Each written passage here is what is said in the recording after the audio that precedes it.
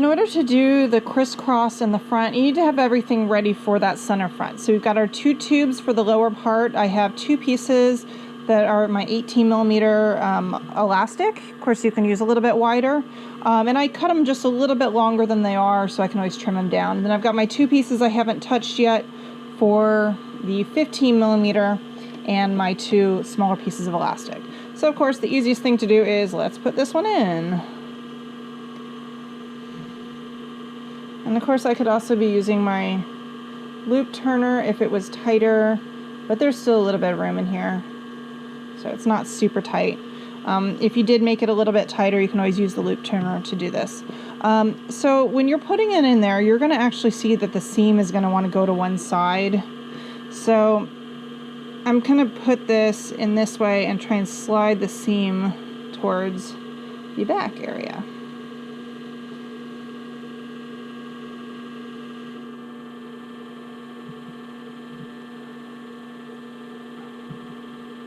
Okay, this one's not wanting to slide in. This one must be a little bit tighter.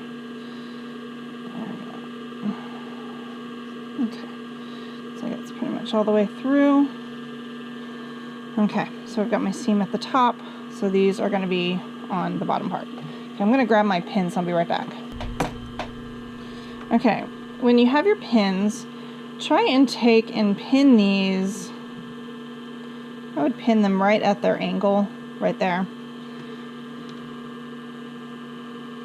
Make sure that elastic's all the way.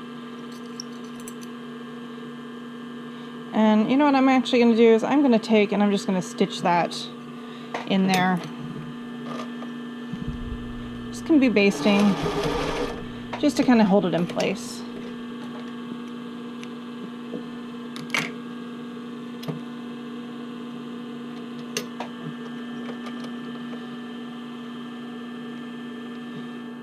Get that to my V best I can.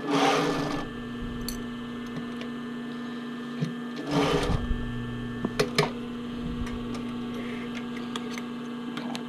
So now I can actually trim my elastic down to that shape and make it a little bit easier.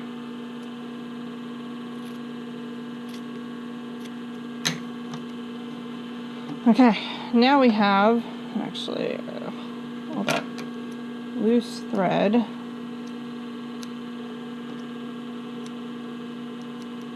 Don't think my scissors are very sharp. No, there we go. Now we have this piece.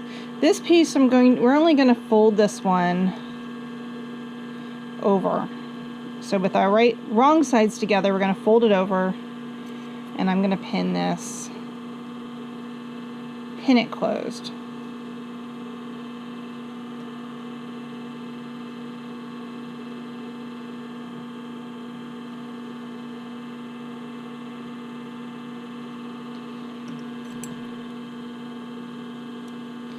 And then at my V, I'm going to just stitch that down to hold that elastic in place. You could stitch across this way too. Just know that when you actually pull it on over your head, the stitches will snap. So, got one ready. And so I'm going to doing this one the opposite way because I like all my elastics to face the same direction. So, just like that.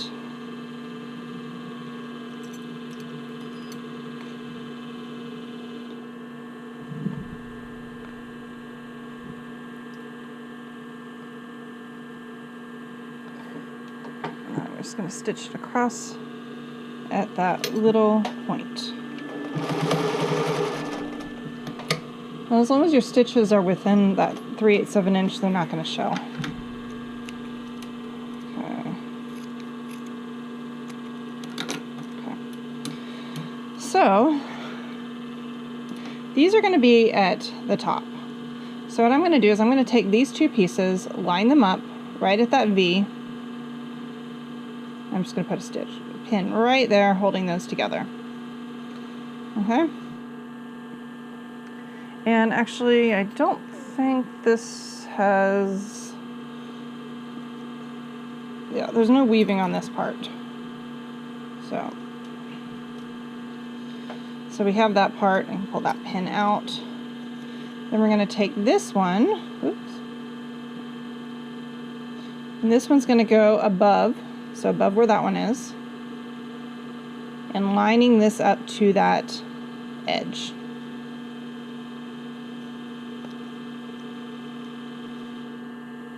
See, so it's kind of lining up to the edge over here.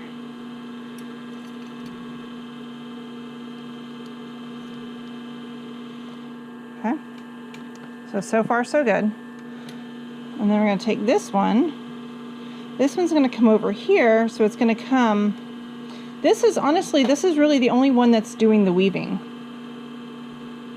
So this one's going to come underneath in between there, like that.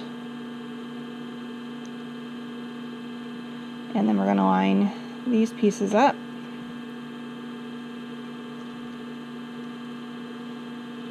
So that last bottom piece is the only one that really does the weaving. So then we have this thing looking like this. Okay, so we have that a little bit loose. So what I'm going to now do, I'm just going to go stitch across all these parts so they're all lined up. And it might be easier if you do one way and then flip the other way. I would stitch this at, well, you can probably stitch it about just under 3/8 of an inch.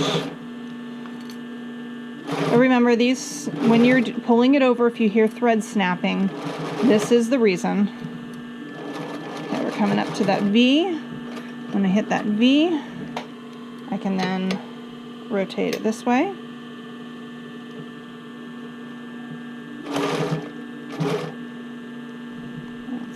First.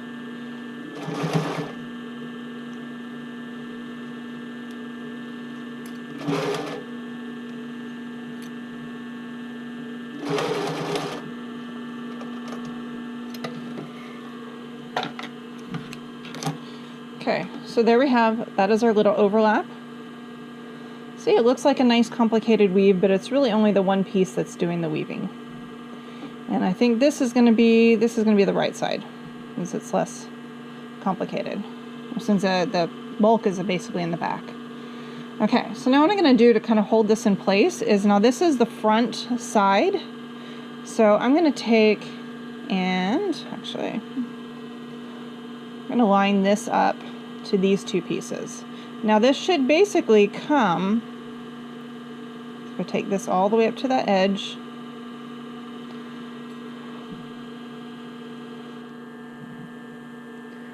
And align those two pieces up next to each other. This should come in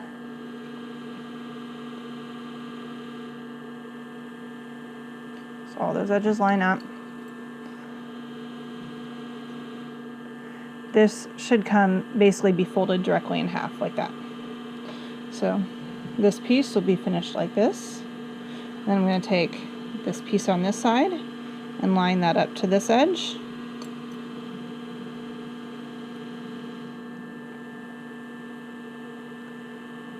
And forcing those pieces to line up.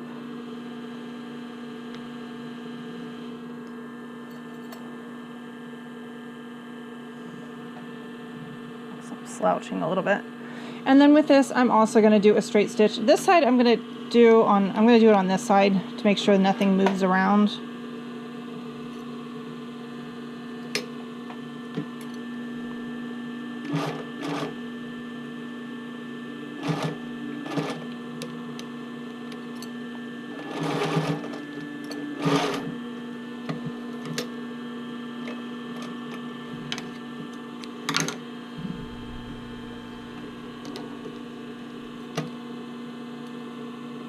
And I know if you're looking at me saying, you've got an industrial machine, why do you keep lifting it up in the back? The knee lift is broken.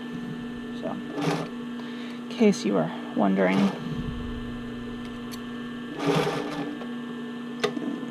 That one doesn't want to move.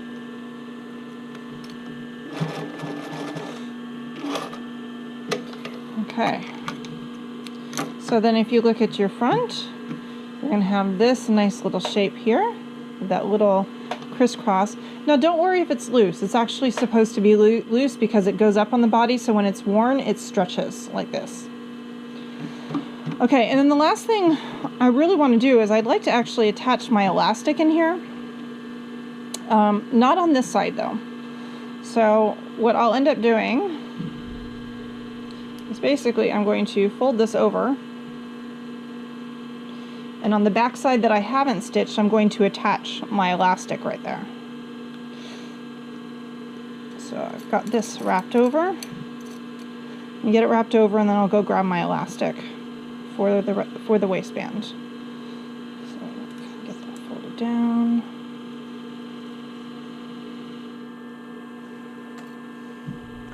And this way, so putting it on this back side is to make sure that there isn't a bulk in the front side. Okay. Okay, I'll be right back. I'm going to grab some elastic. Okay, so I've got my elastic here. I've got my back so I can get an idea of how much I need there. And then basically we need enough to cover that amount. So we have that. So I'm just going to be cut right about there. You're like, that's not exact science. Yes, I don't do exact science. Oh, obviously that. So on this side that does not have stitches now, I'm going to sew this one with the elastic and stitch it straight across. So this is the side that I did not stitch. Now I am sewing this at 3/8 of an inch at this point with the back stitch. And I'm actually making my stitch a little smaller. This one should not pop because of the direction that it's in.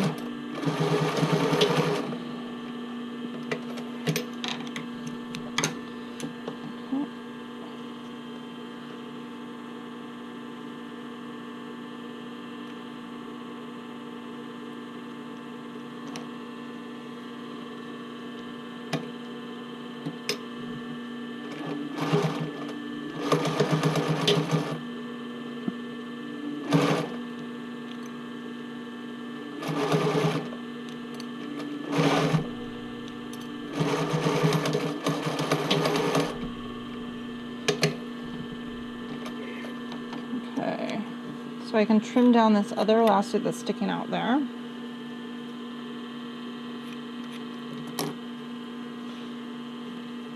And there goes the front. Oops, it looks like I didn't stitch enough over here. Oops, looks like my elastic moved. Okay, so I'm going to go back. I'm just going to seam rip this. Oh yeah, it moved a little bit too much. So I'm going to seam rip that and just fix that one a bit. This side looks good, and then the rest will be over. So I'll go back to the overlock, and I'm going to stitch this down to the waistband when I get to that point before I, straight stitching it in there before I actually overlock it. Okay, so now the next step is to pin the center front to this. So now we have a right side and a wrong side, so this is going to be the right side because it has all the smooth edges. So we're going to basically put our right sides together, so right side facing right side. Got a pin right here, and where's my... So I'm going to pin right at that V. And I need another pin. Oh. I see one more pin. Maybe I can steal one from over here. And I'm going to pin right here. So this V is really, really tricky to do. So I always like to try and make sure, oh, that's not even.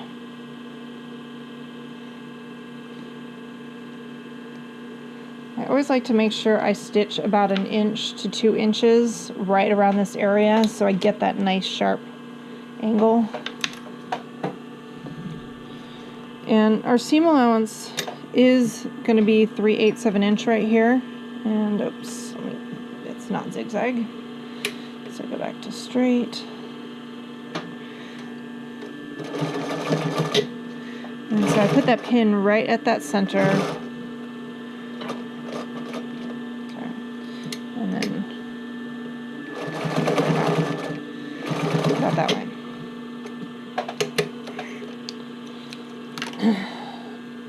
Okay. And so we can just go and take a little peek, and so far that looks good. The rest of the waistband I'm going to sew at the overlock machine. So in order to make sure we get everything right, we're going to try and lay it flat, get everything pinned to going to the edge. Now when you're lining up these pieces, I did not design these two seams to line up. And there is a reason for that. It's not a flaw. Some sizes they may line up. I just felt that it was going to be too much bulk coming right here, and most people's machines can't handle that type of bulk. So it should be offset by a little bit. If that bothers you too much and you want to change that design, if you go back to the pattern itself, you just move this, make these pattern pieces longer by an amount that you shorten here, and you can do that for your next one. Thanks for watching. If you would like to have more content like this, give me a thumbs up, subscribe, or leave a comment below. Thank you very much.